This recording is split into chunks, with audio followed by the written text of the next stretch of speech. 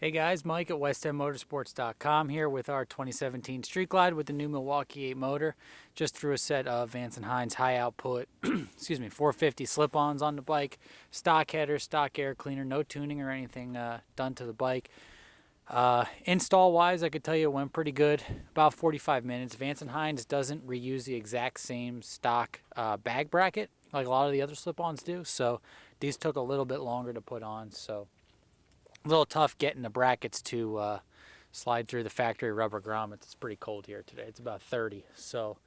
But I did it, like I said, about 40-45 minutes with the bags and everything. And there's the dog. He's going to say hello to everybody here. But we'll give this thing a start for you so you can see what it sounds like.